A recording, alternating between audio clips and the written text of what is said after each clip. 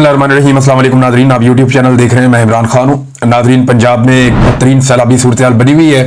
पंजाब के 3 ऐसे दरिया हैं जहाँ पे पानी बहुत बड़ी मिकदार में आया और ये इंडिया की सरजमीन से पानी पाकिस्तान में दाखिल हुआ है। इनमें 2 दरिया वो हैं, सिंध-तास मुआहदे के मुताबिक उनका पानी भारत का हक है, वो उस पानी को रोक सकता है, वहां पे वो डैम्स बना सकता है।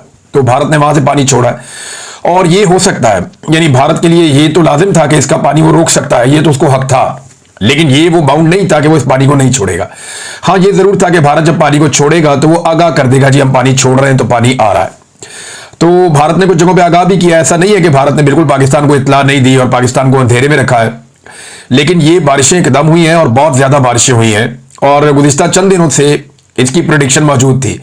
यानी 19 तारीख को मुझे अच्छी तरह याद है कि ओन अब्बास साहब ने असेंबली में खड़े होकर ये बात बताई थी, सेनेटर ने, कि सैलाबी सूरत हाल पैदा हो रही है और उनके अंदाजे के मुताबिक जनूबी पंजाब और सिंध 1 सितंबर तक डूब जाएंगे और वहां पे सूरत हाल बहुत खराब हो जाएगी। तो हुकूमत को होश के नाखून लेने चाहिए और उस तरफ तवज्जो देनी चाहिए।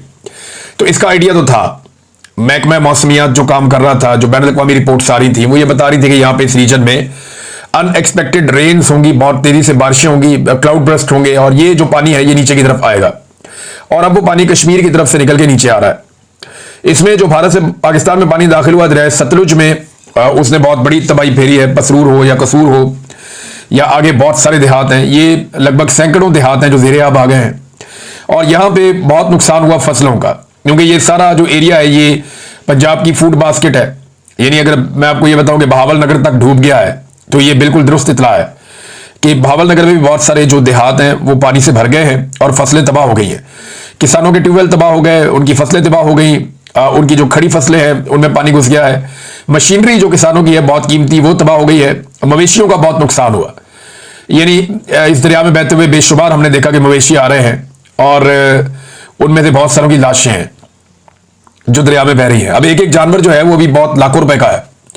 मवेशी बड़े कीमती है लेकिन उनका नुकसान हो रहा है। दरिया रावी, इसमें बड़े अरसे के बाद इतनी तुगयानी देखी गई है और रावी का पानी पूरा करने के लिए हम दरिया चनाब से लेकर आते थे पानी, लेकिन रावी में जब भारत ने पानी छोड़ा तो ये साइफन के पास से नीचे, आप पहले तो आप शुरू हो जाना ऊपर नारोवाल वाली साइड से, तो बड़ा खौफनाक वहां पे सैलाब था। जस्सड़ वाली साइड पे बड़ा खौफनाक सैलाब था। फिर ये काला शकाकू की तरफ आता है नीचे से, फिर ये लाहौर से गुजर के आगे जाएगा हेड बल्लो की और वहां से फर्दर आगे की तरफ मूव करेगा, दरिया सिंध की तरफ जाएगा पंजाब को क्रॉस करता हुआ।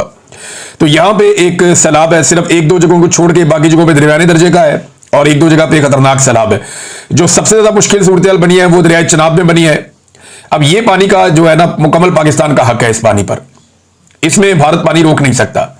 हुआ यह है कि अगर भारत पानी ना रोकता तो ये फ्लो के साथ पानी आता रहता और काफी दिनों में ये पानी गुजरता। भारत ने दरिया चनाब के ऊपर बंद बांध के पानी कई जगह पे रोका हुआ है।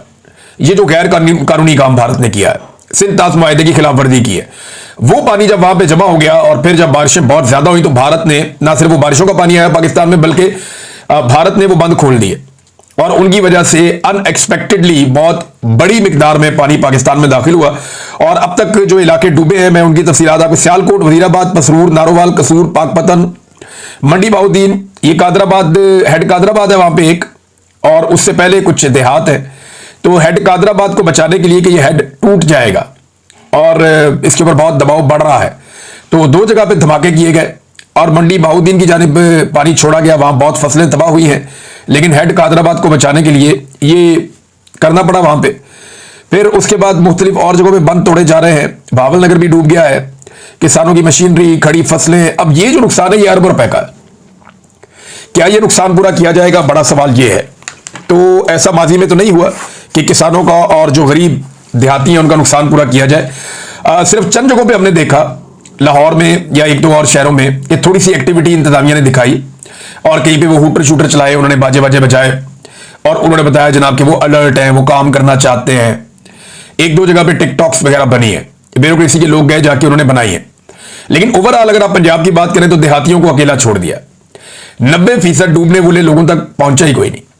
जो 90% से ज्यादा लोग हैं, मैं जिम्मेदारी के साथ आपको कह रहा हूं, जो रिपोर्टें पूरे पंजाब से आ रही हैं, लोग ये बता रहे हैं कि कोई आया ही नहीं हमारे पास, अभी तक किसी ने हमें पूछा ही नहीं, ना कोई अलर्ट जारी हुआ, ना मसाजिद में ऐलान हुए, ना हमें बताया गया कि हमारे साथ क्या होगा। बस अचानक आनन फानन पानी आया और लोग अपने मवेशी, अपनी कीमती चीजें छोड़कर वहां से जाने बचाकर भागे और बहुत बड़ी तादाद में लोग, उनकी इवैक्यूएशन हुई है उनके इलाकों से। तो लोगों ने अपनी मदद आपके तहत जो है वो इनखला किया है। पेशगी इतला ना देने की वजह से या पेशगी कोशिशें ना करने की वजह से जो माल मवेशी का नुकसान है, मेरे ख्याल में वो अब तक का सबसे बड़ा नुकसान है। बहुत बड़ी, यानी फसलों का नुकसान तो सबसे बड़ा होता ही है कि खड़ी फसलें तबाह हो जाए, किसान का सारा पैसा डूब जाता है। वहां जो ज़रूरी मशीनरी है वो तबाह हो जाए तो किसान का पैसा डूब जाता है, और उनको रिपेयर करने में, ठीक करने में बाद में बहुत सारी कंडम हो जाती है, तो वो आपका बहुत पैसा लगता है उसमें। तो अरबों रुपए का किसानों का एक एक इलाके में नुकसान हुआ है। अब ये नुकसान तो हुकूमत पूरा नहीं करती, ना पहले कभी इन्होंने पूरा किया है, लेकिन सैलाबी सूरत बड़ी खौफनाक है। कुछ जगहों पे टिकटॉक बनाने के अलावा किसी भी जगह पे कोई मदद लोगों की नहीं की गई। मनाजिर हमने कुछ इस तरह के देखे कि जो सरहदी बाढ़ है इंडिया और पाकिस्तान के बीच में, जो इंडिया ने लगाई हुई है एक पूरी बाढ़, इंडिया ने ये बाढ़ लगाई थी और अपनी सरहद के अंदर लगाई थी। पाकिस्तान कहता था ना लगाए, लेकिन इंडिया ने इसको लगाया, और वो इसलिए लगाया कि वो ये चाहते थे कि इंडिया और पाकिस्तान के बीच में जो मूवमेंट है पंजाब में, दोनों पंजाब के बीच में आजादाना मूवमेंट वो ना हो सके। इंडिया को लगता था कि पाकिस्तान के साथ जितनी इंटरेक्शन होगी इंडियन पंजाब की, खालिस्तान बनने के इम्कान उतने बढ़ेंगे। तो उन्होंने पाकिस्तान और इंडिया के बॉर्डर के साथ साथ हत्ता के लाइन ऑफ कंट्रोल पे और वर्किंग बाउंड्री पे हर तरफ उन्होंने एक बाढ़ लगा दी है इंडिया ने। वो बाढ़ जो है वो भी पानी में डूबी हुई है, तो एक एक 1.5 फुट कहीं से बाहर नजर आ रही है। बाकी वो सारी बाढ़ जो इंडिया ने लगाई वो भी पानी में डूबी है। अब अंदाजा करिए 13 फुट 15 फुट की जगह से इतनी ऊंची ये बाढ़ है, और वो खुश्क इलाका है, वो दरिया के अंदर नहीं है। तो वहां पे जो है वो बाढ़ भी डूबी हुई है। ये इतना ज्यादा पानी आया, बारिशें इतनी अनएक्सपेक्टेड हुई हैं क्लाइमेट चेंज की वजह से। फिर दूसरा ये है कि पाकिस्तान के पास ऐसा कोई मैकेनिज्म नहीं है कि पाकिस्तान इजाफी पानी को स्टोर कर सके। यानी बहुत सारे डैम जो पाकिस्तान को बनाने चाहिए थे, पाकिस्तान ने बदकिस्मती से वो डैम नहीं बनाए। अब इमरान खान के 3 साल बिना डाल दें, मौजूदा एस्टेब्लिशमेंट के जनाब इमरान खान ने 3 साल में डैम नहीं बनाए, 3 साल में नहीं बनते डैम।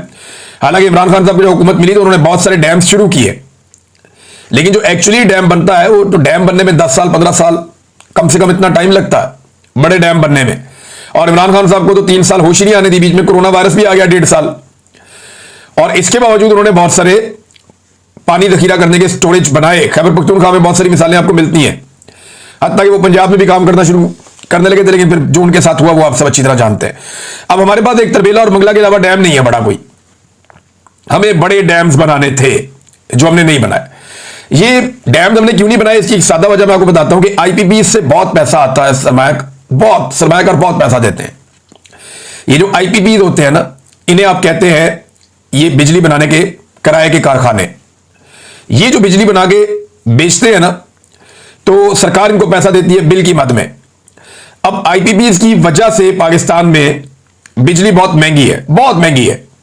इतनी महंगी है कि आप 1 यूनिट इस्तेमाल करें तो आपको 3 या 4 यूनिट